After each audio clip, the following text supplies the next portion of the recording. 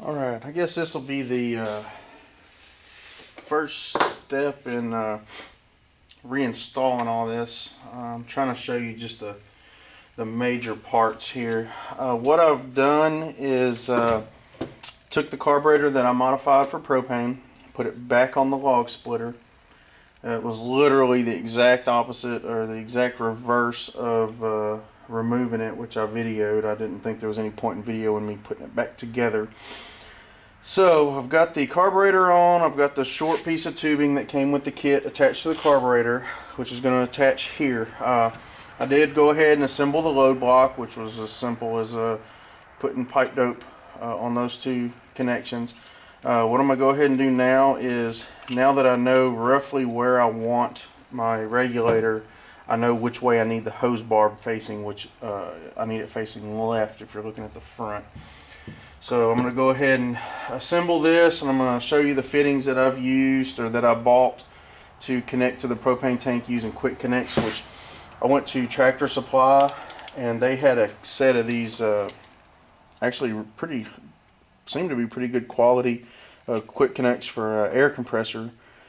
I think it was like $7 to get the kit that has I don't remember, it's like 4 of these different pieces and a nozzle. Let me see if I can find it real quick.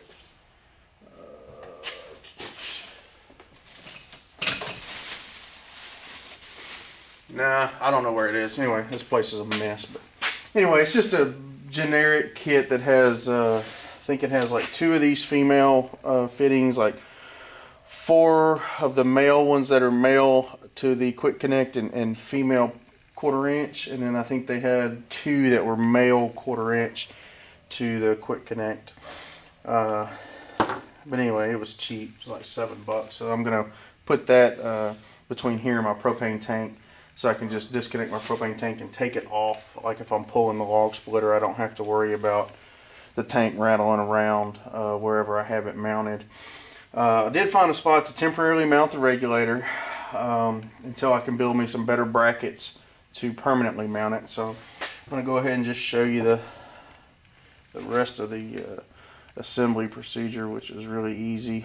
One thing I didn't mention in the other video after I was done converting the carburetor is, number one, make sure you clean that carburetor really well before you put it on, because you're going to have dirt probably in it, and you know, little pieces of silicone that have dried and you scraped off, and you want to make sure that all that crap is out of there before you put it back on. So use your carb cleaner, even if it takes a half a can. You know, keep spraying it and looking in it and scraping it until you can't find any contaminants, because that stuff's bad for an engine. So basically I put my pipe dope on, thread this on, and I want to make sure that this hose barb is facing left when I'm done, because that's the way that my hose is going.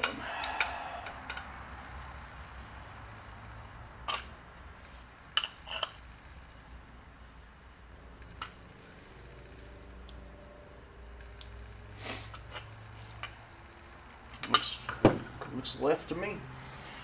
Okay. Oh, another thing I guess I should go ahead and add, which I forgot in the other video, was these jam nuts that were supposed to go on my the fuel tube that goes up inside the carburetor. I couldn't use them because I had to thread mine all the way in to get it to fit on my log splitter. But you, if you can use them, you definitely want to. I'll just have to, you know, I guess if I have a problem with it running rough or not running after a while, I need to check and make sure that that hasn't vibrated out. Anyway, so we've got the load block in. Like I said, I'm not putting anything on this side until I get it adjusted. And running like I want. So now we've got this, which is a,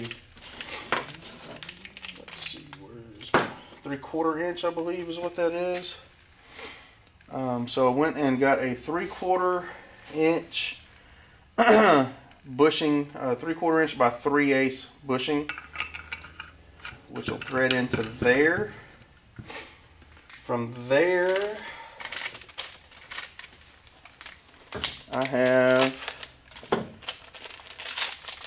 excuse me, 3/4 inch to half, I'm sorry. From there I have a 1/2 to 3/8 bushing. And then from there I have a 3/8 by 1/4 inch hose barb fitting, which will thread in to connect to my hose, my fuel hose.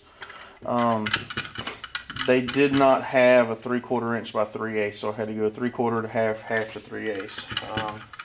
It's going to look a bit weird, but it should work just fine.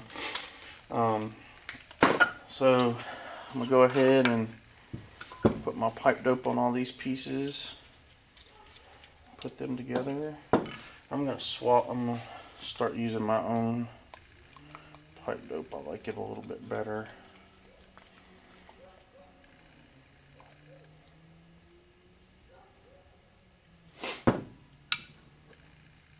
It's not a pretty blue, but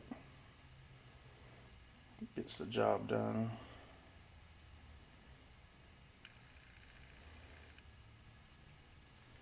This is going to be really boring to watch, so I may edit it out, or more than likely I'm going to be lazy and I'm going to leave it in. So first bushing in, more pipe dope.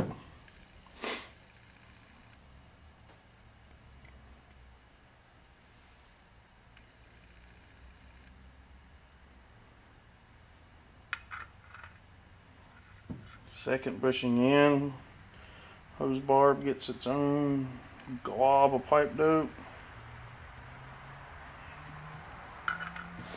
Goes in like that.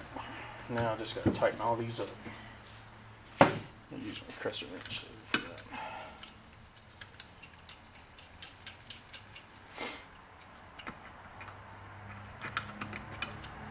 Maybe. There we go.